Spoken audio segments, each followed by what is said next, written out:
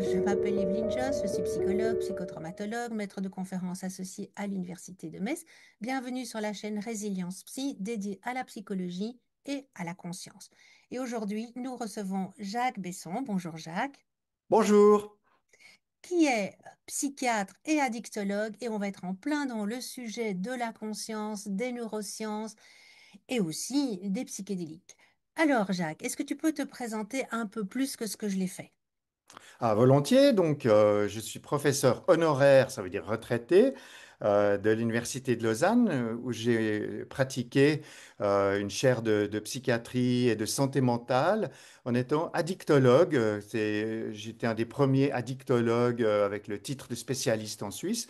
J'ai passé toute ma carrière à m'intéresser à l'intégration des neurosciences, de la clinique et de la question de la conscience, parce que comme nous le verrons, les addictions posent des questions extrêmement modernes qui concernent peut-être la crise de civilisation dans laquelle nous sommes et à laquelle les psychédéliques, l'exploration de la conscience et peut-être ce que j'appelle le troisième ordre de la médecine apportent des hypothèses intéressantes. Alors, c'est un mélange plutôt audacieux, ça, psychiatrie, addiction, spiritualité. Comment est-ce que tu en es venu là? C'est-à-dire, qu'est-ce qui t'a mené? Quelle expérience particulière? Est-ce que ce sont les addictions? Est-ce que c'est par ailleurs déjà un penchant pour la spiritualité avant? Explique-nous ça. Alors tout commence dans l'enfance, comme d'habitude. Pour un vieux psychanalyste, on va retourner à la source. J'ai eu une enfance difficile, avec une mère suicidaire, enfin des choses comme ça. Quand j'étais tout petit, une vieille dame qui s'occupait de moi m'a dit qu'il fallait pas avoir peur du noir, parce que j'avais une nyctophobie. Parce que dans le monde, il y a une lumière invisible qui réchauffe le cœur des enfants. Et j'avais 4 5 ans et ça m'a beaucoup stimulé la curiosité. Je me suis dit, mais comment est-ce possible, une lumière invisible? Et depuis lors, je dirais, ça fait plus de 60 ans j'explore l'invisible avec les instruments que m'ont donné la science, la médecine, la psychiatrie, mais aussi mon intérêt pour la mystique, les mystères, la conscience augmentée et puis plus récemment les psychédéliques. Alors, on commence par quoi dans tout ça? Peut-être ma formation de psychiatre qui a été tout à fait classique. J'ai étudié la médecine. En Suisse, si on fait une spécialité, on doit faire un catalogue. Donc j'ai fait la psychanalyse, la psychothérapie. Je me suis assez rapidement intéressé à la psychiatrie sociale, aux populations vulnérables. J'ai pris un poste de psychiatrie sur les populations, bon, moi j'appelle ça la médecine des pauvres, hein. J'avais le sida, l'héroïnomanie, pas mal de SDF. Et j'ai eu un premier contrat comme chef de clinique avec l'Armée du Salut, où j'avais un mandat pour m'occuper de la médecine des pauvres à Lausanne.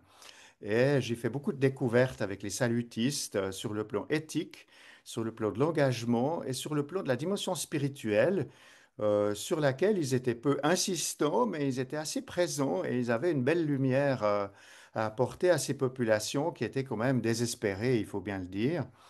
J'ai pu, comme j'étais psychiatre, chef de clinique en psychiatrie, créer avec les salutistes un programme intégratif. Il y avait des internistes qui s'occupaient du corps, du foie, etc. Moi, je m'occupais de la santé mentale, des comorbidités psychiatriques, de la psychotraumatologie qu'on a évidemment exploré assez tôt dans ces populations-là. Et puis, j'ai découvert avec les salutistes quelque chose de plus grand, qui est de l'ordre de la compassion, de l'engagement, de l'éthique de la rencontre et du mystère aussi, en l'occurrence du mystère chrétien, mais je suis moi-même d'extraction protestante voilà, je vois la lumière christique, c'est quelque chose qui me gêne pas du tout dans ma vie personnelle et professionnelle.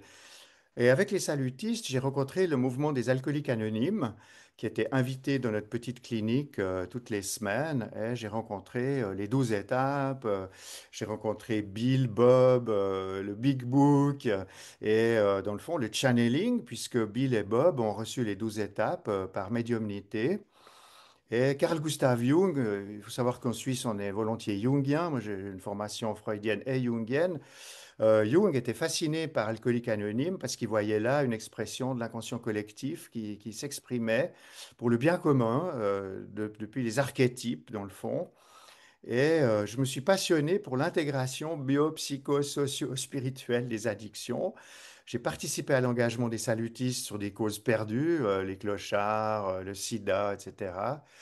Et l'État de Vaud et l'université m'ont encouragé dans mes travaux et ils m'ont offert un sabbatique à Boston. J'étais à Harvard Medical School où j'ai pu développer les travaux sur spiritualité et addiction. Dans les années 90, j'ai découvert l'imagerie cérébrale fonctionnelle. On a fait les premiers scanners de la prière de la sérénité chez les alcooliques anonymes, dont des scanners fonctionnels. Et j'ai vu les circuits qui sont impliqués dans le rétablissement aussi au niveau de la conscience, de l'intégration, de l'alignement du corps, de l'esprit, mais aussi de ce qu'on pourrait appeler l'âme. Il faudra peut-être la définir tout à l'heure, mais et j'ai beaucoup appris. J'ai rencontré les bouddhistes aussi dans ce contexte, avec les gens qui travaillent autour du Dalai Lama. Le Mind and Life Institute. On a fait les premiers travaux, j'ai participé aux premiers travaux sur l'imagerie de la méditation. Puis après, j'ai développé plus personnellement l'imagerie de la prière, parce que la méditation et la prière sont proches, mais il y a des différences intéressantes sur le plan cérébral et sur le plan neurofonctionnel. Et je suis revenu en Suisse où j'ai pu développer, on m'a donné des moyens, parce qu'il y avait l'épidémie d'héroïne, et j'ai pu développer un centre intégratif à l'université où on faisait à la fois de la recherche, de l'enseignement, de la formation, avec des populations absolument naufragées.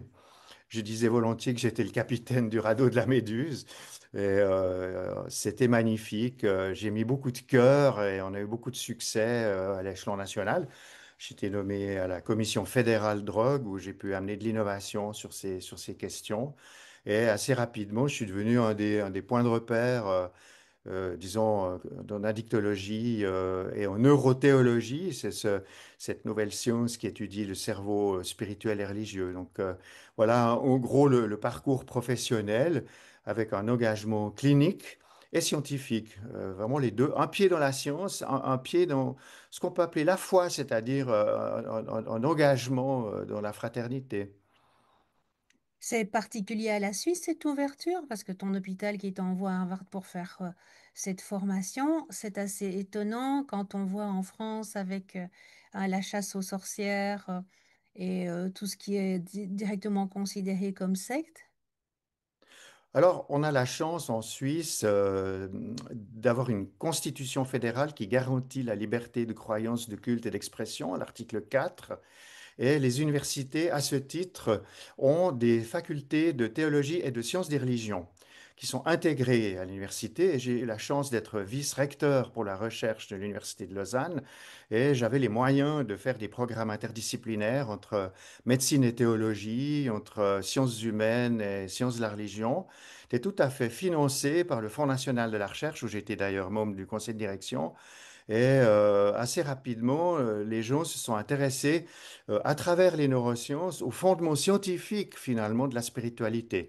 Et j'ai beaucoup dû travailler pour expliquer la différence qu'il y a entre spiritualité et religion, ce qui était loin d'être évident et ce qui était pour moi un sauf-conduit pour avoir les autorisations de faire de la recherche dans ce domaine, parce que je définis la spiritualité comme un besoin naturel et la religion comme une réponse culturelle. Donc avec ça, j'ai obtenu les autorisations et les financements d'aller de l'avant parce que c'était de la science finalement. C'est à ce titre que j'ai eu ces licences et les financements. Alors, c'est intéressant parce que ce sont des matières qui, en général, sont opposées dans nos sociétés matérialistes, hein, science et spiritualité. Toi, tu dis, bah, finalement, quand on va voir dans le cerveau, il se passe des choses. Est-ce que tu peux nous expliquer? En plus, tu nous dis qu'il y a des différences entre méditation et prière, par exemple. Est-ce que tu peux nous expliquer ce qui se passe dans le cerveau? Alors, bah, évidemment, le cerveau est une galaxie de systèmes neuronaux. Ils sont à plusieurs étages. Alors, ce qu'il faut jamais oublier, c'est que les étages inférieurs continuent à fonctionner, même ici et maintenant. Nous avons un cerveau reptilien qui est très utile, hein. Si tu es sur l'autoroute et qu'on te fonce dessus, il faut avoir un cerveau de lézard, hein. Ça peut rendre service. Si tu veux faire des bébés, c'est assez bien d'avoir un cerveau mammifère, hein. Ouais, c'est utile aussi. Puis évidemment, ben, dans la civilisation, on utilise beaucoup le cerveau avec le néocortex, le cognitif, l'affectif intégré, etc. Mais ce qui est très important dans les addictions, c'est de comprendre qu'il y a des étages inférieurs qui peuvent être parasités, piratés, si on veut bien. Et par exemple, avec l'héroïne, il y a un piratage des étages reptiliens, mammifères, qui échappe à la conscience. Dans le fond, on est dans l'inconscient cognitif. Et l'addiction est une maladie, un trouble mental dans lequel il y a un hijacking, comme disent les Américains, des circuits motivationnels et finalement l'équilibre naturel qui fait que le cerveau d'en haut, c'est-à-dire la conscience, exerce un contrôle sur le cerveau d'en bas, c'est-à-dire les pulsions, pour faire court et faire un peu freudien, eh bien, cet équilibre naturel est rompu parce que les drogues, mais aussi plus récemment les addictions numériques ou sans substance, viennent parasiter cet équilibre et petit à petit, le cerveau d'en bas, si tu me passes la métaphore, prend le pouvoir et échappe au contrôle du cerveau d'en haut. Et ça, on peut le voir, on peut le mesurer.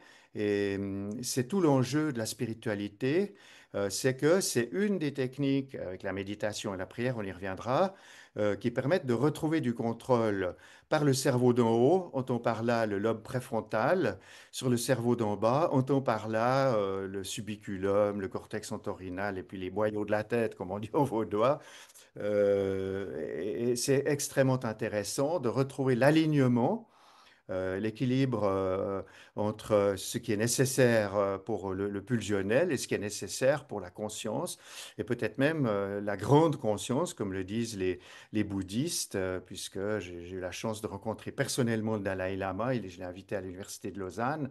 On a eu des conversations publiques hein, sur la santé spirituelle. Et je crois que c'est un ordre de la santé qui n'est pas contesté par l'OMS, hein, puisque il y a une déclaration de Bangkok en 2005 qui a autorisé ces recherches officiellement et que l'Association américaine de psychiatrie a une recommandation pour explorer la santé culturelle et la santé spirituelle dans l'anamnèse des patients en psychiatrie. Donc je ne fais rien de scandaleux. Tout cela est de l'open science et j'ai eu beaucoup de chance d'être dans un pays démocratique avec des lois qui protègent la liberté des chercheurs. Et dans ce sens, j'ai eu une belle carrière, j'ai eu la chance de pouvoir réfléchir et porter la réflexion plus en avant. Alors, la méditation, c'est bien connu maintenant, tout le monde fait plus ou moins un peu de mindfulness dans les coins, même dans les entreprises, ce qui n'est pas pour me faire plaisir, mais enfin bon, voilà. Et puis, on sait maintenant qu'il s'agit de désactiver quelque peu des mémoires qui seraient hyperactives, hein, qui nous ramènent au passé, au trauma, etc., et de désactiver un peu les mécanismes anxieux d'anticipation de l'avenir. Et on sait que dans le fond, la méditation est un exercice qui permet de vivre le moment présent et de lutter contre l'anxiété, qu'elle soit en direction du passé ou en direction du futur. Donc, la méditation a fait ses preuves. Il y a des études bien faites, bien conduites. Voilà, c'est efficace. Mais évidemment, il y a toujours des risques, qu'elles soient dérivées à des fins commerciales et autres. Et puis, finalement, sur le plan éthique, il y a un risque aussi que la méditation soit un peu me, myself and I, mon petit bonheur, ma petite bougie, mon petit ego, et puis voilà, ma réussite personnelle. Donc, il est important, je crois, d'élargir la méditation à ce qu'elle peut avoir de transcendantal, de ce qui peut aller au-delà, finalement, de la conscience individuelle, nous amener au monde plus grand. Et là, c'est ce que les bouddhistes sérieux vont chercher. Finalement, c'est la sagesse et la compassion, qui sont les deux ailes de l'oiseau.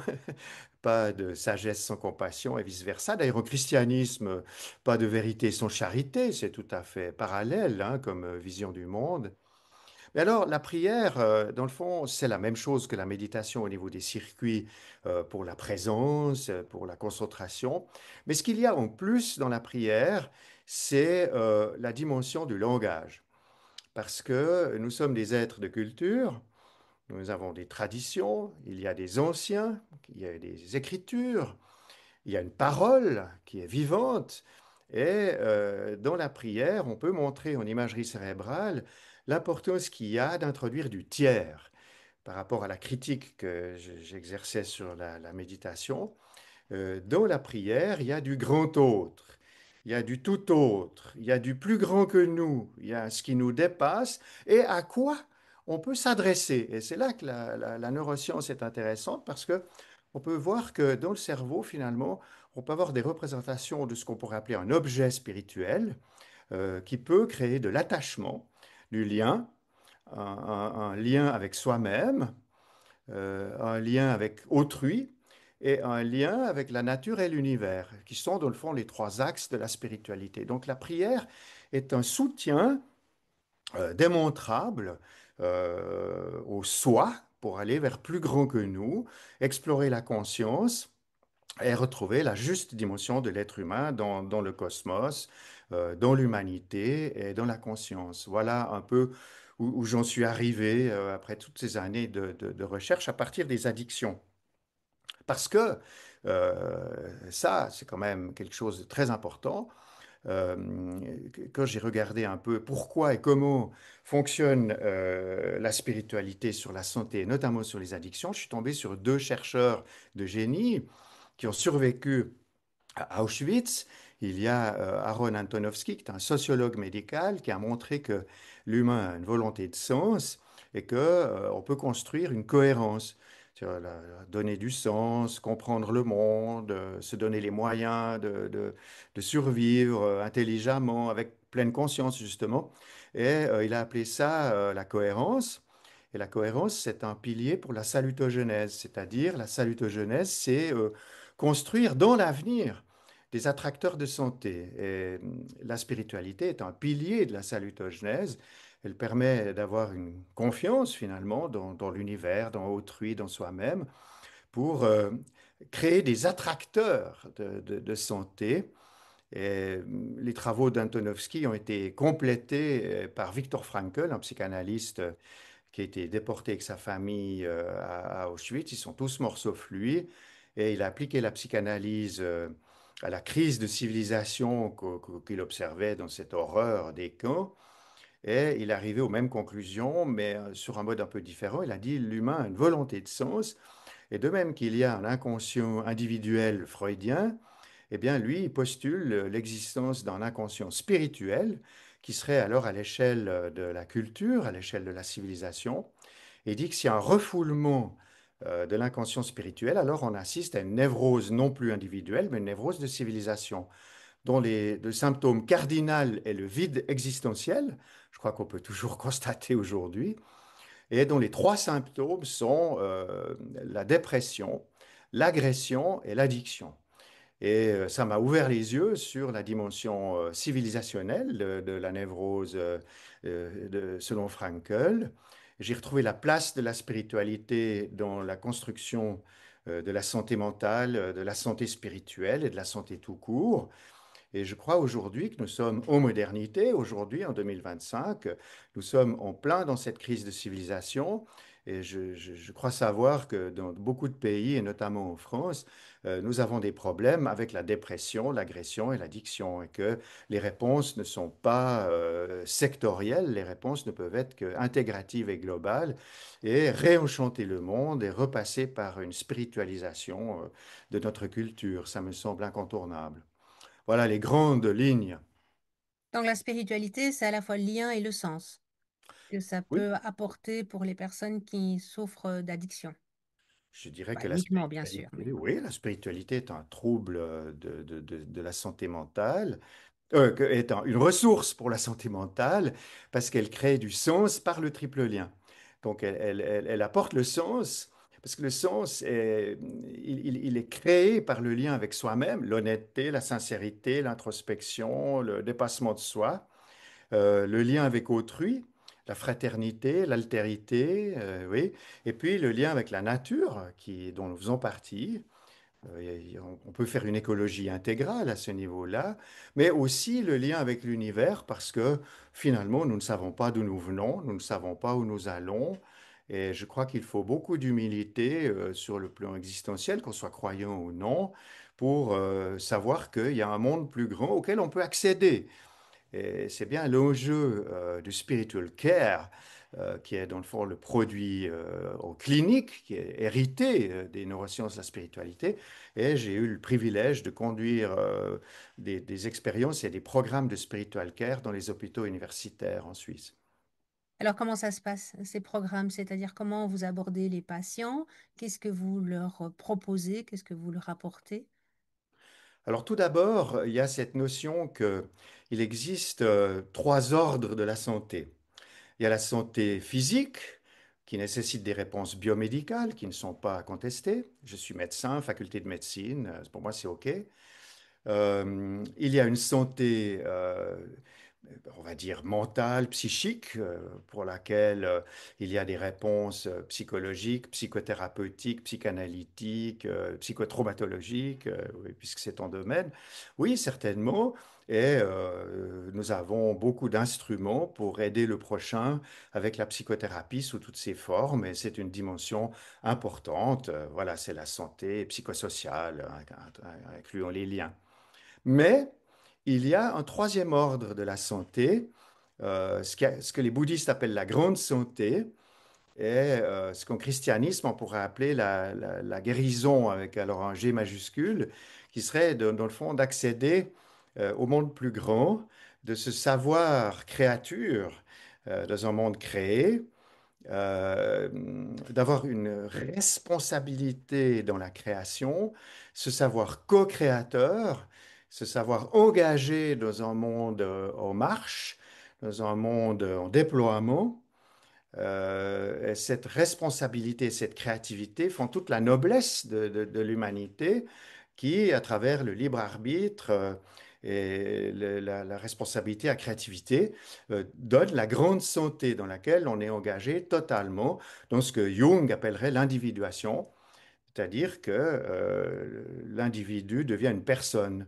C'est-à-dire que les zones d'ombre, les zones collectives réintègrent la personne pour aller vers soi-même, c'est-à-dire vers le divin dans l'homme. L'Atman rejoint le Brahman. On n'est pas très loin de l'hindouisme dans cette posture-là. Et au christianisme aussi, finalement, il s'agit de trouver le royaume, c'est-à-dire la paix. La paix avec soi-même, la paix avec les autres et la paix avec le monde et dans le monde. Donc, voilà, je trouve que c'est très beau, c'est salutogénétique, il n'y a pas l'ombre d'un doute. Et alors, tu présentes ça comment aux patients? Parce que tout le monde n'est pas ouvert à la spiritualité. Oh, non, non, bien sûr. Alors, il y a d'abord des problèmes de terminologie, on l'a vu tout à l'heure, les gens ont peur du mot spiritualité, c'est très polysémique, il y a beaucoup de choses. Mais dans le fond, les Américains, dans les années 2000, ont fait une grande recherche sur la population générale. Ils ont demandé aux gens, il y a plusieurs milliers de personnes interrogées, s'ils souhaitaient parler de spiritualité avec leurs soignants et leurs médecins. Et 80% des réponses étaient positives. Oui, nous aimerions bien, mais voilà, on se heurte à des difficultés. Alors, en miroir, les chercheurs ont interrogé les médecins et les soignants, leur ont demandé s'ils souhaitaient parler de spiritualité avec leurs patients, et les médecins avaient très peur. Ils avaient très peur de mettre un pied dans quelque chose qu'ils ne maîtrisent pas, dans lequel ils ne sont pas forcément à l'aise, pour lequel ils ne sont pas formés. Et ils ont tendance à dire non. Donc 80% des médecins ont dit non, je ne souhaite pas parler de ça, c'est pas mon domaine. Alors cette équipe, c'est un article de Ananda Raja dans Family Practice en 2001, sauf erreur, ont publié un petit instrument très simple de 4 questions qui permet d'aller au lit du malade ou à la consultation et de glisser dans la conversation ces 4 questions pour se faire une idée des besoins spirituels non couverts chez les patients. Alors, l'acronyme, c'est HOPE, comme espoir. Alors, le H, c'est quelle est votre source d'espérance? Est-ce que vous croyez en une puissance supérieure? Vous voyez, on reprend par exemple le langage des alcooliques anonymes. Donc, est-ce qu'il y a un monde plus grand? Si oui, lequel? Est-ce que vous y adhérez? Et ainsi de suite. Ça, c'est la question des contenus. Et c'est très simple. Est-ce que vous croyez en quelque chose, quoi? Voilà. Après, la deuxième question, c'est le O. Est-ce que vous faites partie d'une religion organisée? Est-ce que vous êtes chrétien, musulman, juif, hindouiste, bouddhiste, et ainsi de suite? Et là, on a des réponses variées à différents degrés. Voilà, ça donne aussi de l'information sur l'appartenance et sur la communauté, la dimension horizontale, si vous voulez. alors que la première question, c'est la dimension verticale. La troisième question, c'est le P. Do you pray or practice personally? Est-ce que vous pratiquez sous une forme ou sous une autre? Et les gens disent, ah ben oui, je chante, ah ben oui, je prie, ah ben oui, j'allume une bougie, voilà, je médite dans la nature. Enfin, on a toutes les réponses possibles. Et avec ces trois questions, on a dans le fond les trois dimensions de la religiosité, les contenus, le groupe humain et les pratiques. Mais il y a une quatrième question, parce que bah, tu l'as dit très justement, tout le monde n'est pas prêt à s'engager dans cette réflexivité-là. Et alors, la quatrième question, c'est Ethical aspects in the treatment. Est-ce que vous seriez d'accord d'aborder ces questions avec un professionnel de la spiritualité? Ça peut être un prêtre, un laïc, voilà, quelqu'un qui fait de l'accompagnement spirituel. Et la plupart des gens sont d'accord, hein, quand on a testé l'instrument. Les gens sont même très intéressés. Ah, je suis content que vous me posiez la question, etc. Et alors, tout l'art du médecin investigateur, c'est de se faire une petite idée du profil de la santé spirituelle du patient et de voir quels sont les besoins non couverts. Est-ce que, il y a des difficultés à accéder à la puissance supérieure ou à la compréhension ou à la connaissance déjà simplement? Est-ce qu'il y a des difficultés à s'intégrer dans un groupe ou avoir accès à un groupe oui, pour partager les valeurs, l'engagement? Et puis, est-ce qu'il y a une difficulté à adopter certaines pratiques? Et alors, ça donne une espèce de profil de la santé spirituelle sur lequel on peut alors engager la conversation. Parce qu'une fois qu'on a constaté les besoins non couverts, on peut poser des questions, investiguer, et puis, avec l'accord du patient, bien sûr, faire alors des consultations spécialisées avec un aumônier. Aujourd'hui, on les appelle plus aumôniers, en Suisse, on les appelle accompagnants spirituels. Et il y a un ou deux entretiens de prise de contact. Euh, En général, c'est un prêtre ou un pasteur qui fait la première ligne, mais il va orienter sur les besoins spécifiques des patients. S'ils disent, oh, mais moi je suis bouddhiste, je veux voir un moine, ben, on va lui trouver un moine.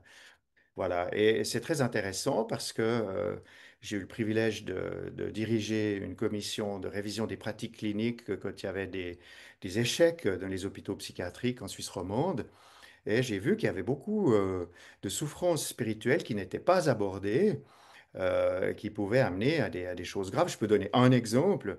Un jeune schizophrène qui s'était converti au bouddhisme faisait de la méditation dans sa chambre et l'équipe notait dans le journal de bord qu'il allait beaucoup mieux, qu'il se calmait, etc. Puis un jour, on a retrouvé ce jeune homme noyé au fond du lac. Et c'était un grand trauma pour l'équipe thérapeutique, parce qu'ils ne comprenaient pas ce qui s'était passé, puisqu'il allait mieux, qu'il s'était converti, etc. Et le dossier était sur mon bureau, c'était une procédure extrajudiciaire. J'ai un peu discuté avec l'équipe et j'ai vu, dans le fond, qu'ils n'avaient pas expertisé cette conversion, ils n'avaient pas consulté un référent bouddhiste pour savoir de quoi il s'agissait. Dans le fond, il s'agissait d'une pratique qui était, dans le fond, délirante. Et c'est là qu'on voit qu'il est important, surtout dans cette modernité pluriculturelle, avec beaucoup d'immigration, de savoir de quoi l'on parle, d'avoir des référents qui connaissent les référentiels et de pouvoir discuter de santé spirituelle à bon escient. Et peut-être de contacter les personnes ressources qui seront utiles dans ces cas de figure. Et si on fait juste, alors il y a des grands progrès. Parce qu'il y a des gens qui sont bloqués en santé spirituelle sur des choses qui vont contaminer la santé mentale, c'est une épine dans leurs pieds, qui vont les empêcher d'avancer dans la vie, et parfois de débloquer une situation, disons, spirituellement difficile. On peut évoquer toutes les questions autour des traumas, mais c'est ton domaine. Il y a des choses qui se sont mal passées dans le deuil, qui se sont mal passées dans les lignées, dans l'héritage des anciens, dans les familles. Et tout cela, bien sûr, on peut l'analyser au plan de la psychothérapie systémique et familiale, naturellement, mais ça peut aller plus loin. Dans le fond, pourquoi moi? Pourquoi maintenant? Pourquoi le malheur? Pourquoi le mal? Et ça, ces questions, les psychiatres les détestent, parce qu'ils vont pas dans le pourquoi, ils vont dans le comment, et puis voilà. Donc, avec le spiritual care, on va dans le pourquoi, on va dans les origines culturelles et spirituelles des patients. Et on a une approche, de nouveau, de ce que les bouddhistes appellent la grande santé. Qu'est-ce qui s'est passé? Qu'est-ce qui m'est arrivé? Quel sens ça? A? Quel sens je peux lui donner? Comment je peux me rétablir? Comment je peux reconstruire les liens? C'est ça le spiritual care. Est-ce que tu as un ou deux exemples de cas cliniques qui illustrent ce parcours? Par exemple, d'un psychiatre qui a pu être en difficulté et d'un patient que tu as vu, que tu as pu aider à trouver des voies. Alors, j'ai beaucoup travaillé avec la psychiatrie lourde et j'ai quand même vu beaucoup de situations de schizophrénie avec des délires mystiques. Et ça, c'est une grande difficulté pour les cliniciens parce que ben, quand tu as un patient qui débarque en disant qu'il a le diable qui lui parle, il doit se suicider, etc., c'est des convictions inébranlables, irréversibles, la discussion. Eh bien là, il peut être très intéressant de faire du spiritual care parce que j'ai eu de bonnes expériences en amenant des pasteurs, des prêtres ou des imams qui viennent faire de la remédiation cognitive. C'est-à-dire qu'ils peuvent travailler avec le schizophrène sur leur théologie aberrante et ne pas les contrarier sur la nature même de la croyance, mais les aider à être un meilleur croyant et à éviter la souffrance inutile, euh, en montrant, par exemple, en islam, que Allah est miséricordieux, que la culpabilité n'a pas de sens, puisque Allah est le tout miséricordieux, il est miséricorde lui-même. Voilà un bon exemple en islam. Au christianisme, c'est identique. Je me rappelle d'avoir reçu une fois une jeune fille qui était délirante, elle doit avoir quoi, 25 ans, elle était d'origine sicilienne. Et elle arrive en admission avec un délire où elle se prenait pour la Vierge. Et puis, il y avait des voix du diable qui l'accusaient d'être une putain. Elle devait se jeter par la fenêtre. Enfin, c'était un tableau clinique apocalyptique. Et en travaillant sur le spiritual care, et sur l'anamnèse intégrative, sur les origines ethniques, sur les ancêtres, sur la Sicile, etc., on découvre que dans le fond, la famille est fraîchement immigrée en Suisse, qu'elle est environnée par des protestants libéraux qui sont assez, disons, qui ont des mœurs peut-être plus légères que la Sicile catholique. Et puis, elle est tombée amoureuse d'un jeune homme voilà, qui veut vivre des choses avec elle. Et c'est totalement insupportable pour le clan des Siciliens. Et elle est d'une grande loyauté à sa famille. Elle ne peut pas s'engager avec son amoureux, mais elle ne peut pas non plus s'en séparer. Donc, elle se réfugie dans la psychose. Elle décide, enfin, elle décide, son inconscient construit cette histoire qu'elle est la Vierge, donc elle préserve sa pureté, mais qu'elle elle a des mauvaises choses en elle qui reviennent de manière persécutoire. Le diable lui dit qu'elle est une putain. Et dans le fond, en reconstruisant pendant le séjour psychiatrique, à la fois avec bien sûr quelques médicaments, parce que voilà, il faut diminuer l'angoisse, avec la psychothérapie, parce qu'il faut aller vers elle, il faut faire alliance, faut lui montrer que on est dans l'empathie, qu'on comprend sa misère, son drame, en convoquant la famille, parce que ça fait aussi partie de l'éthique de la rencontre. Il faut aller dans le sens de la crise, et essayer de la résoudre. Et puis, bien sûr, avec l'accompagnement spirituel, au fond, qu'est-ce que l'amour? Qu'est-ce qui est interdit, qu'est-ce qui est permis, qu'est-ce qui est bien, qu'est-ce qui est mal. Là, il y a toute une question de morale et de culture qui peut être abordée sereinement avec un prêtre catholique, en l'occurrence, qui connaissait bien l'Italie du Sud. Donc voilà un bon exemple de rétablissement intégratif où on peut travailler dans ce que j'appelle la médecine des trois ordres qui sont combinatoires, qui ne s'excluent aucunement, qui peuvent au contraire amener des synergies tout à fait dans le sens d'un rétablissement. Alors bien sûr, il y a les névroses, ça c'est plus léger que les psychoses dont je parle, mais il y a beaucoup de problématiques suicidaires autour de la culpabilité, parce que évidemment c'est très intéressant dans les névroses et les états limites. Aujourd'hui, on est dans un monde où l'idéal du moi est tyrannique. Si on ne correspond pas à la publicité ou au canon de l'idéal du moi, alors on est misérable. Alors il y a beaucoup de dévalorisation par rapport au référentiel culturel. Et les gens sont dans la culpabilité. Ce n'est pas une culpabilité, j'ai fait faux. C'est une culpabilité, je ne suis pas idéal. Et là, le spiritual care est extrêmement utile pour rappeler la finitude, pour rappeler les limites. Nous sommes des êtres temporels, finis, relatifs. Et il faut rééduquer les gens, dans le fond, une forme de théologie au quotidien, finalement, hein. Oui, c'est très utile. Les gens sont perdus aujourd'hui au niveau des valeurs. Qu'est-ce que le divin dans l'homme? Où va le monde? Quel est notre rôle dans l'avenir de l'humanité? Est-ce qu'on est vraiment des petites fourmis ou est-ce qu'on a du libre arbitre? Enfin, tout ça, évidemment, ça va être salvateur parce que les gens reprennent une responsabilité, ils redeviennent le capitaine de leur âme. Alors, Jacques, tu t'es aussi intéressé depuis quelques années aux psychédéliques qui nous ouvrent aussi des questions sur la conscience, sur la spiritualité. Est-ce que tu peux nous expliquer cette rencontre avec les psychédéliques?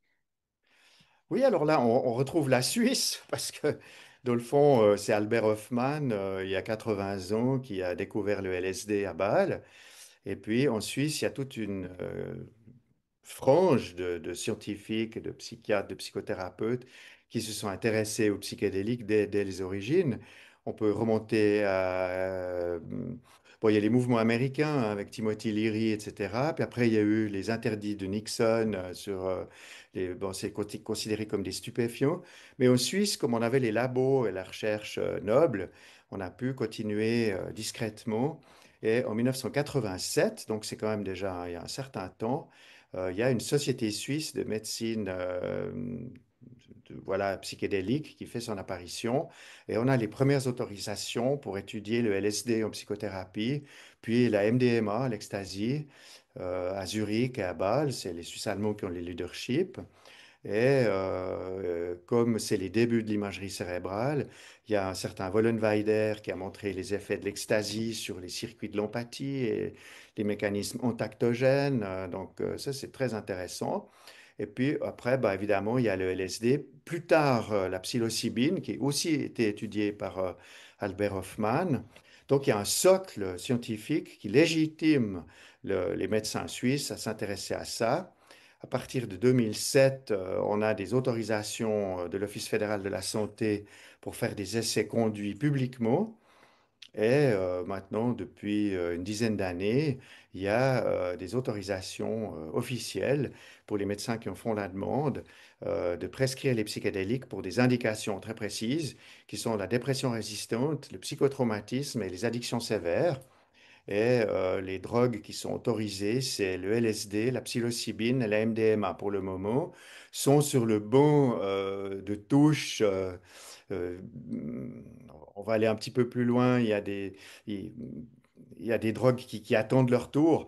Et voilà, en Suisse, c'est comme ça. Il faut aller lentement. Chacun attend. Mais avec LSD, Psylo, MDMA, on fait déjà beaucoup de choses. Et voilà. Alors moi, comme addictologue, je ne me suis pas forcément beaucoup intéressé aux psychédéliques dans les années 80-90 parce qu'on était submergé par l'épidémie d'héroïne. On a eu des gros problèmes avec le cannabis sous toutes ses formes. Et puis, à partir des années 2000, on a eu une vague épouvantable de cocaïne qui a submergé les addictologues et les institutions de prise en soins. Et dans le fond, les psychédéliques étaient aux marges de nos préoccupations puisqu'ils sont peu dangereux. Il y avait peu de problèmes. De temps en temps, il y avait une intoxication, mais chez un patient psychiatrique plutôt. Et dans le fond, j'étais assez loin des psychédéliques. Mais alors, à partir des années 2010, apparaissent des travaux de neurosciences qui sont très proches de mes propres travaux dans les addictions, puis alors on retrouve les mêmes circuits. Et on commence à savoir comment ça marche dans le cerveau, on commence à avoir des images très positives qui expliquent beaucoup de choses. Alors, on peut prendre peut-être le LSD et le cerveau, qui est peut-être la matrice originelle, on peut montrer des choses intéressantes. Alors peut-être la première, c'est que le LSD augmente la connexion interhémisphérique. Donc les deux hémisphères se parlent beaucoup plus intensivement que d'habitude et ça augmente la conscience à la fois des éléments cognitifs, des éléments symboliques, des éléments affectifs et on accède à une plus grande conscience par ce mécanisme même. C'est un premier point. Le deuxième point, c'est qu'on a découvert que les psychédéliques modulent l'activité du cortex singulaire, qui est un cortex qui est à l'intérieur des faces hémisphériques, Alors, le cortex singulaire postérieur, qui est responsable d'inhiber les mémoires anciennes, c'est une région qui est automatique. Donc, c'est le fameux Default Mode System, qui est un système qui verrouille les mémoires anciennes. On n'y revient pas, on fait tourner la machine à laver avec l'actualité. Et puis, les trucs anciens, ben, on n'y accède pas volontiers ou pas facilement. C'est pour ça qu'on a de la peine à accéder au matériel traumatique du point de vue neurobiologique. Et on a pu montrer que les psychédéliques déverrouillent ce cortex singulaire postérieur et donnent accès à des mémoires archaïques, des mémoires beaucoup plus anciennes, et notamment accès au trauma. Ça, c'est le deuxième axe de la recherche du point de vue neuropsychologique. Troisième zone qui est intéressante, c'est le cortex singulaire antérieur, qui lui est responsable de l'imagination, de l'anticipation, des projections dans l'avenir. Et là, de nouveau, le default mode system, il n'aime pas trop qu'on aille se promener dans l'avenir. Il nous ramène avec la machine à laver, il nous ramène dans le temps présent. Et puis, il nous dit, toi, tu t'occupes maintenant de ce qu'il faut faire aujourd'hui et maintenant. Alors, les psychédéliques ouvrent ce guichet vers le futur, permettent d'avoir des visions, des anticipations, des représentations très avancées. Et ça, c'est évidemment très intéressant, ce d'autant plus que le cortex singulaire antérieur est connecté avec des éléments importants du système des émotions, notamment l'amygdale et le thalamus, qui sont des systèmes de régulation automatique qui peuvent être verrouillants, justement pour tout ce qui est augmenter le degré de liberté de la psyché par rapport au matériel. Donc tout ça fait qu'on gagne des degrés de liberté par rapport au passé, par rapport à l'avenir, par rapport aux émotions, par rapport aux automatismes. Mais peut-être qu'une des plus grandes découvertes sur les psychédéliques, en tout cas à mes yeux, c'est qu'ils induisent la plasticité neuronale. Et ça, c'est probablement aussi important que les effets psychotropes, parce que quand on a fait une expérience émotionnelle correctrice, qu'on a revisité le trauma dans des conditions sécures, qu'on a un bon thérapeute qui nous aide à reconfigurer les choses dans la séance, eh bien, ça laisse de la trace, parce que le psychédélique est responsable de stimuler la synaptogenèse, et plus récemment encore, on a montré, et notamment pour la psilocybine, que ça induit la neurogenèse, donc ça induit la croissance de cellules souches. Et ça, c'est évidemment extraordinaire. C'est une voie de recherche qui est passionnante. On l'utilise même maintenant pour le cancer et pour d'autres indications. Les cellules souches, c'est évidemment le Graal des neurosciences, parce que si on arrive à reconfigurer des circuits, on est très loin des traitements pharmacologiques et de la psychothérapie simple. Dans le fond, alors l'avenir, ça se dessine comme des psychothérapies assistées par les psychédéliques, où on a à la fois les effets sur la mémoire, l'anticipation, la vision, etc., mais on a aussi cet effet sur la trace et sur la reconfiguration des circuits. Donc, comme neuroscientifique, professeur de psychiatrie, dès que j'ai vu le retour des psychédéliques et que j'ai vu que c'était puissant pour la psychotraumatologie, sachant que 80% des addictions ont des antécédents psychotraumatiques, bien évidemment, je me suis reconfiguré moi-même. Et voilà. Et puis ma compagne est officiellement psychothérapeute diplômée au FSP pour les psychédéliques et nous avons une réflexion, une recherche, un travail en couple. Moi, je fais le psychiatre, elle la psychologue et c'est super intéressant parce qu'on est les deux orientés spiritualité et ça nous permet aussi d'introduire la dimension spirituelle dans les thérapies psychédéliques, ce qui est très fécond parce que, dans le fond, on sait en médecine que les bithérapies ou les trithérapies, ben, c'est toujours plus puissant qu'une monothérapie. Ah, j'ouvre une toute petite parenthèse pour ceux qui nous écoutent, c'est que en Suisse, effectivement, il y a des psychologues et des psychiatres qui peuvent recevoir des patients, mais uniquement des patients qui résident en Suisse, parce que je reçois beaucoup de demandes, hein, de personnes en bout de course par rapport à des traitements classiques et qui me demandent des références en Suisse ou ailleurs. Je ne peux pas leur en donner ailleurs puisque jusqu'à présent, en France, en Belgique, ce n'est pas autorisé. Et en Suisse, il faut être résident suisse. Donc ça, je ferme la petite parenthèse. c'est inutile si vous n'êtes pas suisse de prendre contact avec Jacques ou avec Hélène, son épouse. On mettra les coordonnées. Mais voilà, c'est pour ceux qui sont en Suisse. Alors, tu as parlé des psychédéliques. Les psychédéliques ouvrent souvent aussi la voie à la spiritualité pour des personnes d'ailleurs qui étaient spirituelles avant leur prise de psychédéliques ou pas. Et j'ai eu l'occasion de discuter avec des gens qui mènent des recherches donc en clinique. Et ils sont surpris parce qu'en fait, les personnes qui souffrent d'addiction ont plus d'expérience spirituelle avec les psychédéliques que les personnes qui souffrent de dépression sévère. Alors, je ne sais pas si c'est ton expérience aussi, hein, c'est voilà, des personnes qui travaillent vraiment sur des recherches en hôpital, en CHU, sur ces thématiques et qui voient une différence entre les personnes qui souffrent d'addiction et les personnes qui souffrent de dépression sévère par rapport à cette expérience spirituelle qu'elles peuvent avoir avec les psychédéliques. Oui, tout à fait. Alors, il faut revenir à la recherche fondamentale. Au début des années 2000, il y a eu, j'ai oublié le nom du chercheur, mais ça fait autorité. Il a pris des étudiants naïfs aux psychédéliques et qui étaient du tout venus sur le plan spirituel américain. Et il en a mis, je sais plus, une centaine dans une étude. Et il a comparé ceux qui avaient une spiritualité, ceux qui n'en avaient pas. Et il a mis tout le monde sous psychédélique à des doses équivalentes. Et sa surprise, c'était que, dans le fond, beaucoup d'étudiants qui étaient agnostiques avant l'expérience ont fait des conversions spirituelles en cours de traitement et après le traitement, ils sont restés fidèles à leur découverte spirituelle, ont continué à explorer. Donc ça, c'était une expérience fondamentale parce qu'elle montre que chez des gens naïfs, le psychédélique induit quand même quelque chose de l'ordre du monde plus grand, de l'augmentation de la conscience, du dépassement de soi, qui est quand même induit par tous ces mécanismes neurobiologiques qu'on a évoqués il y a 5 minutes. Donc ça, c'est un premier point. Le deuxième point, je me suis beaucoup intéressé au rapport entre addiction et spiritualité. J'ai écrit un petit livre là-dessus.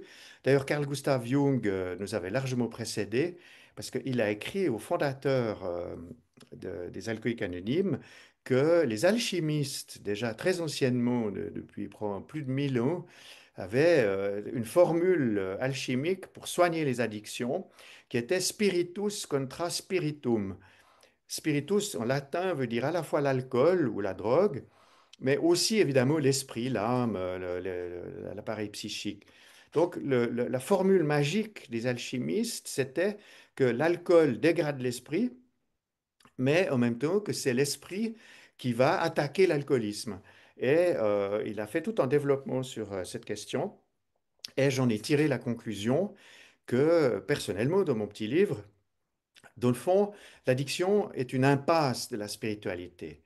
Les gens sont mal dans leur peau, dans le sens, ils sont mal dans la civilisation, ils sont mal dans leur milieu, ils sont mal dans leur existence, et ils cherchent des solutions.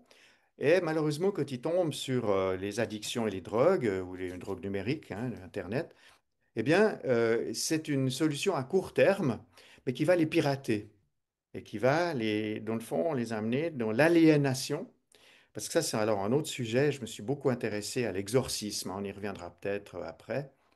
Parce que le diable existe. Hein. Ça, c'est juste une petite parenthèse au passage. Et du coup, cette solution à la recherche du sens est une impasse en soi. La drogue n'est pas une réponse. Elle est une réponse à court terme, mais elle va produire de l'aliénation et de l'autodestruction. Alors que la spiritualité, dans le fond, elle va ouvrir au lieu de fermer, elle va déployer au lieu de concentrer, elle va aérer et ouvrir le ciel au lieu d'enfermer à la cave des pulsions, hein, ouais, pour prendre des métaphores. Donc, on voit bien que l'addict, quelque part, est un aventurier du sens, mais tombe dans un piège, finalement. Donc, on comprend bien que quand on traite des addicts avec des psychédéliques, on va leur donner une deuxième chance euh, d'ouvrir leur cœur, d'ouvrir leur esprit à plus grand qu'eux. Et cette fois, ce sera une solution ouverte potentiellement créative, puisque, rappelons-le, les psychédéliques, un, ne sont pas dangereux, deux, ne sont pas addictogènes, et trois, qu'ils ont un intérêt aux médecines. Donc, M. Nixon et les gens qui ont mis ces substances sur la liste des stupes ont fait trois mensonges. Ils ont dit, un, c'est dangereux, c'est pas vrai. Ils ont dit, deux, c'est addictif, c'est pas vrai. Et trois, on n'en a rien à faire aux médecines, c'est pas vrai. Donc, on comprend bien que les psychédéliques aujourd'hui fassent leur retour parce que la science a dit ce qu'elle avait à dire et que c'est un grand intérêt aux médecines. Évidemment, ça va contrarier des lobbies parce que bah, c'est puissant. Puis ça coûte pas très cher à produire. Il n'y a pas de brevet sur les champignons, hein. À moins qu'on fasse des champignons synthétiques, ça c'est encore une autre histoire. Mais disons, pour le moment, on lutte quand même pour une médecine qui est accessible, qui est potentiellement naturelle, en tout cas les champignons par exemple, ou les crapauds, ou les racines d'ibogaïne, voilà. C'est dans la nature, c'est issu de la médecine des peuples racines, donc ça nous relie à nos origines, d'où aussi une dimension sacrée. Ces plantes comme l'ayahuasca, etc., sont des plantes sacrées dans les traditions. Donc on retrouve aussi le lien chamanique au sacré, le lien avec la nature profonde, la connaissance des plantes, et tout cela est vraiment important et significatif. Donc, ce n'est pas pour rien que les addicts retrouvent plus facilement du sens avec une médecine psychédélique qu'un dépressif qui aura tendance quand même à s'enfermer, on va dire. Oui. Alors, on a parlé du cerveau, de neurosciences, on en a parlé pour la prière, la méditation et pour les psychédéliques. J'entends déjà les commentaires d'ici, mais ça veut dire que la spiritualité, en fait, c'est juste un fonctionnement du cerveau. Alors, qu'est-ce que tu as à répondre à ça? Puisque bien sûr, toi et moi, ou Hélène, ton épouse, on parle de plus grand que soi. Mais quand on parle d'études en neurosciences sur le cerveau avec des expériences spirituelles qu'on peut prouver, tu comprends bien qu'un certain nombre de personnes vont dire, ah ben c'est juste un fonctionnement du cerveau. Bien sûr, c'est normal, et ils ont le droit de penser ça, c'est une posture tout à fait compréhensible et je respecte à 100%. D'ailleurs, pour aller au paradigme, aujourd'hui, il y a un débat respectable entre la neurothéologie et la théoneurologie. Alors, la neurothéologie, c'est tout ce dont je viens de parler, c'est à Harvard, à Boston, dans les grands labos. On dit, bah voilà, il y a des circuits herméneutiques, il y a des circuits du cerveau qui fabriquent le sens, qui donnent le sens, qui aident à vivre en communauté. Et dans le fond, tout ça est très bien, c'est un avantage évolutionnaire de l'humain. L'altruisme, ça soude les sociétés humaines. La compassion, ben, ça aide les gens à vivre ensemble. Et puis, cette belle construction culturelle d'un grand esprit protecteur, ça aide à vivre, ça aide à affronter la mort. Et dans le fond, c'est une magnifique invention. Donc, grosso modo, les neurothéologiens que je connais, en tout cas les grands Américains, ils ne se prononcent pas dans le meilleur des cas, et dans les moins bons des cas, ils disent Dieu est une invention. Et c'est le cas à l'Université de Lausanne, à l'Institut d'écologie et d'évolution, où il y a un groupe de psychologie évolutionnaire. Ce sont des darwiniens tout à fait honnêtes et scientifiquement tout à fait compétents. Ils disent, ben voilà, si on fait de la psychologie et de l'écologie des populations, on voit que dès qu'il y a un avantage, alors c'est plus seulement les gènes, cette fois c'est les mêmes, n'est-ce pas? Donc des éléments culturels qui donnent plus de puissance à un sous-groupe humain ou un sous-groupe d'une société animale, eh bien, ça va être un avantage évolutionnaire. Donc, spiritualité et religion dans le même sac, c'est un avantage évolutionnaire. C'est pour ça que ça s'est imposé depuis des milliers d'années dans l'humanité. Donc, Dieu est une invention circulée, il n'y a rien à voir. Ça, c'est la posture majoritaire et numéro un. Face à cette posture, je fais partie de l'opposition. Et je pense qu'il faut se laisser interroger par le mystère et que on peut faire toutes ces belles neurosciences aussi sur des choses plus compliquées et plus difficiles d'accès. Alors, j'ai commencé par étudier très soigneusement les études et la science des expériences de mort imminente, les fameuses EMI, et là, on a des données qui sont vraiment dures. Il y a des millions de personnes, vraiment des millions, qui ont témoigné, des gens qui sont au-dessus de tout soupçon, qui découvrent cette aventure, qui n'en savaient rien avant, et qui reviennent de ces expériences de mort imminente avec des transformations et des récits qui sont tout à fait convergents, qui sont tout à fait convaincants sur le plan statistique et scientifique.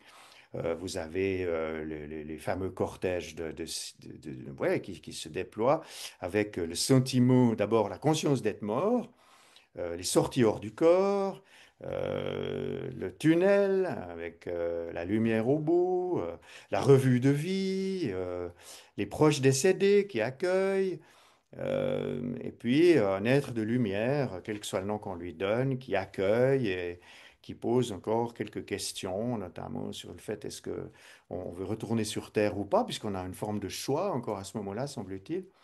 Voilà, alors tout ça est très convergent. Alors c'est aussi ce qui est convaincant, c'est que les statistiques sont très diversifiées. Il n'y a que 30% de gens qui font des revues de vie, par exemple. Et puis, il y en a que 50% qui voient des proches décédés. Donc, on voit bien qu'on est dans une distribution, que tout le monde ne vit pas la même chose. Donc, on voit bien que c'est une évidence. Il y a quelque chose qui est mesurable, qui est rapportable, qui est publiable. Et que là, on a une énigme pour la science. Parce que, comment voulez-vous expliquer qu'un cerveau sans oxygène, sans glucose, sans métabolites disponibles, avec un cœur qui est à l'arrêt, un poumon qui respire plus, comment voulez-vous expliquer ce cortège d'activités psychiques et mentales avec un cerveau à l'arrêt si c'est le cerveau qui produit la conscience? Ou alors c'est des étages du cerveau, ben, ça revient au même comme question parce qu'alors on ne sait pas lesquels et on ne sait pas comment ça marche. Donc de toute façon, il y a une énigme pour la science avec les EMI. Les déplacements hors du corps, par exemple, qui sont quand même typiquement rapportés, qui sont très énigmatiques. Comment pouvez-vous aller savoir ce qui se passe à la salle d'attente alors que vous êtes sur la table d'opération?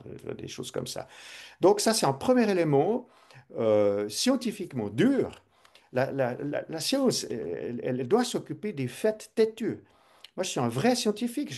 On ne peut pas se contenter de dire ouais, ouais, voilà. Non, c'est pas comme ça.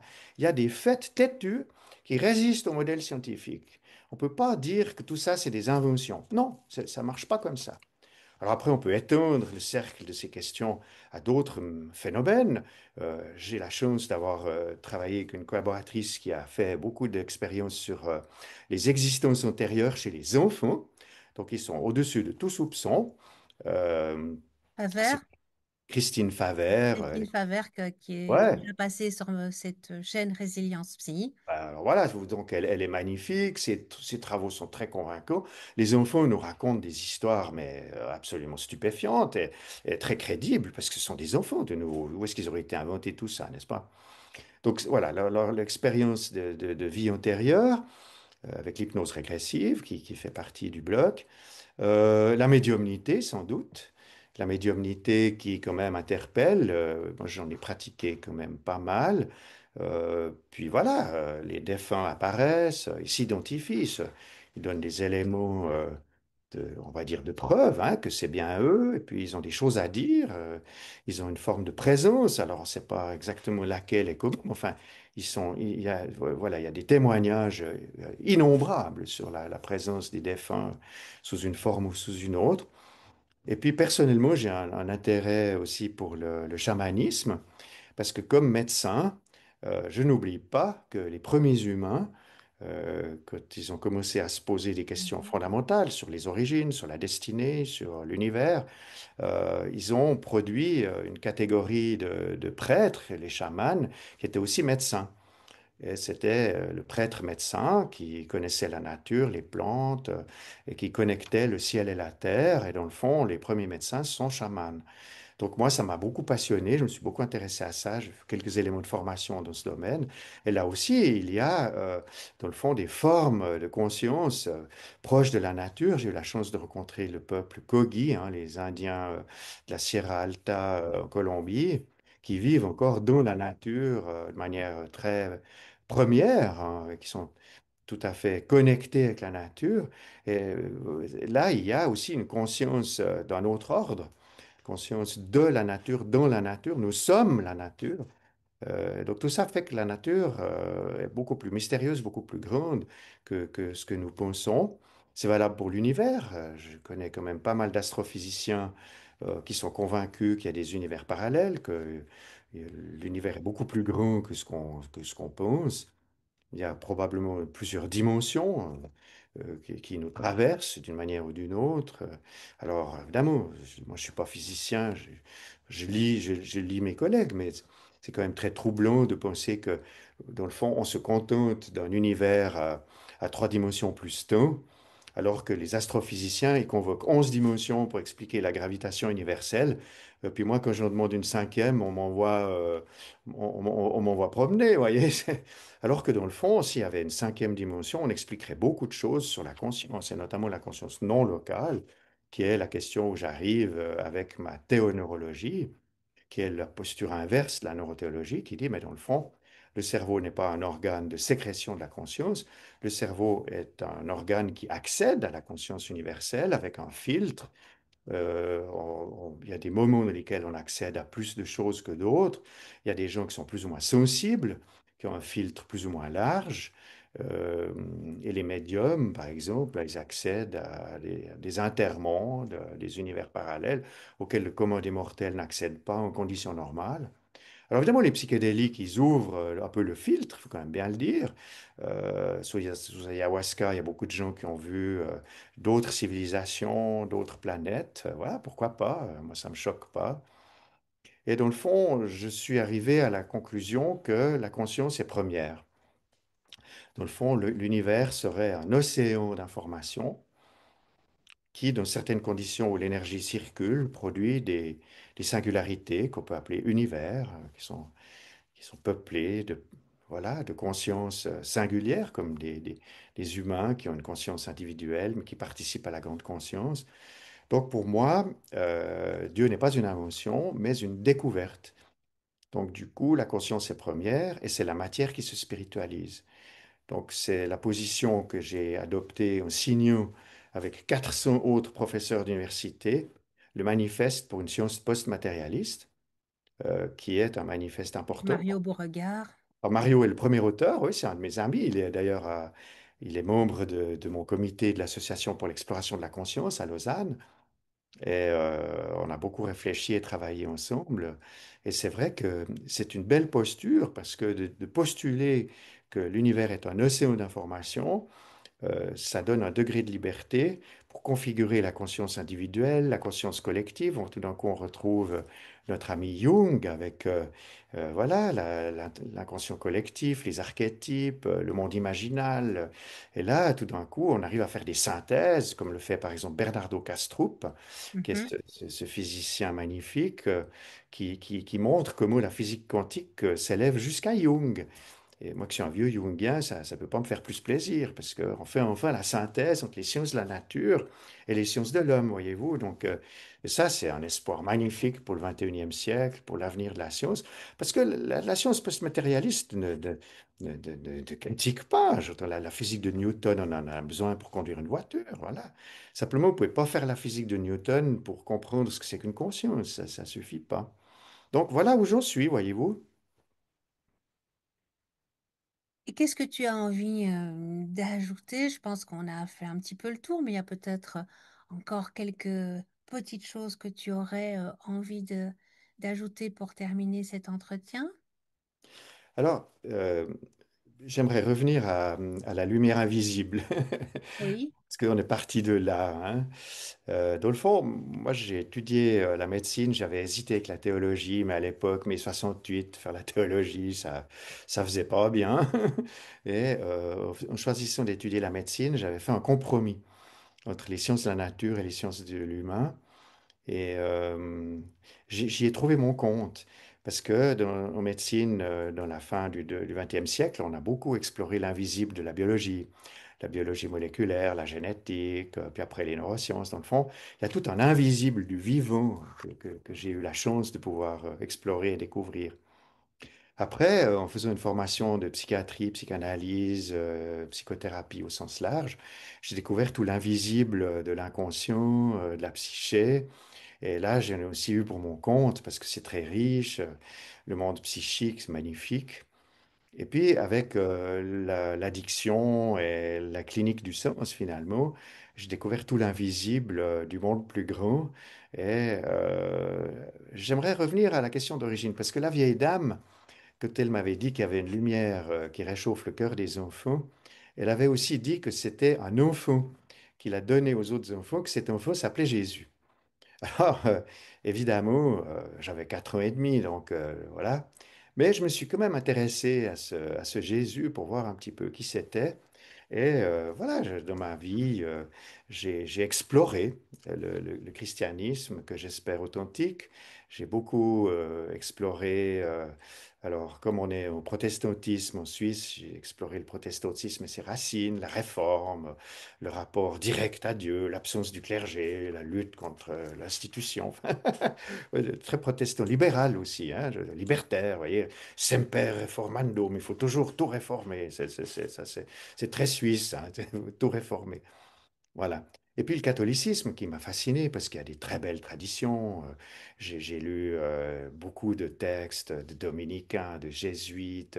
J'ai vécu des expériences magnifiques dans des monastères. J'ai rencontré des très belles personnes, des prêtres amis. Et puis j'ai eu la chance de travailler avec les exorcistes pendant une dizaine d'années. Et j'étais, parce que le pape François avait dicté une recommandation du Vatican que les exorcistes devaient collaborer avec des psychiatres pour un peu filtrer les problèmes. Et moi, j'ai eu la chance d'être un de ceux-là en Suisse. Et j'ai travaillé 10 ans avec un exorciste magnifique qui était aussi aumônier en psychiatrie. Donc, j'ai fait des parallèles, des ponts. Et je suis arrivé à la conclusion qu'on peut faire un dictionnaire entre démonologie et psychopathologie. Que dans le fond, le mal existe, ça, il n'y a pas besoin de faire un dessin, il n'y a qu'à lire le journal. Mais que dans le fond, sa plus grande ruse, hein, c'est Baudelaire, hein, c'est bien de faire croire qu'il n'existe pas. Et je crois que le diable existe, qu'il y a des forces mauvaises, tant au niveau de l'inconscient, hein, l'ombre chez Jung, hein, ben, par exemple, mais aussi au niveau de la civilisation. Il y a des résistances, il y a des forces négatives, il y a des forces de destruction. Il ne faut pas les nier, parce que si on les nie, on les renforce. Je crois au contraire que les forces démoniaques sont photodégradables. Faut les mettre à la lumière, puis elles se dégradent. Et je travaille sur un dictionnaire entre démonologie et psychopathologie. On peut prendre l'exemple des addictions.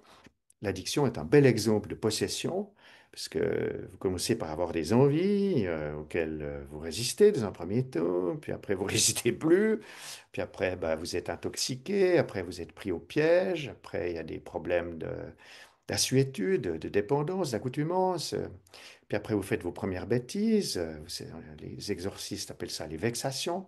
Ces premières victoires du mal. Vous perdez votre permis de conduire, vous tapez votre femme, vous allez en prison, vous perdez votre boulot, vous finissez à la rue, vous êtes détruit finalement. Et je crois qu'il y a des forces de destruction et d'autodestruction qui font partie de la question du mal.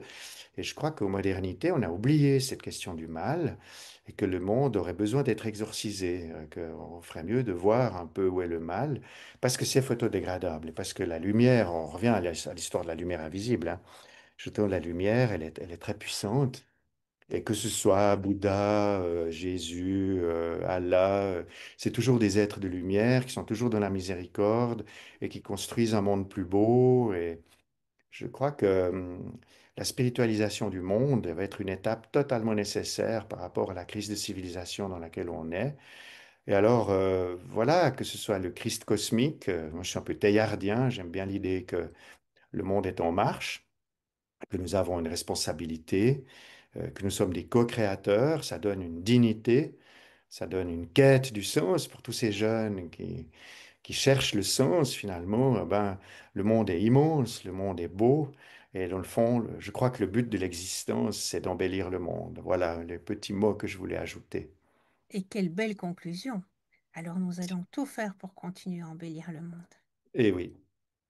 Un tout grand merci à Jacques pour cet entretien. Moi j'ai bu du petit lait, j'espère que les auditeurs également. Et donc peut-être à une prochaine.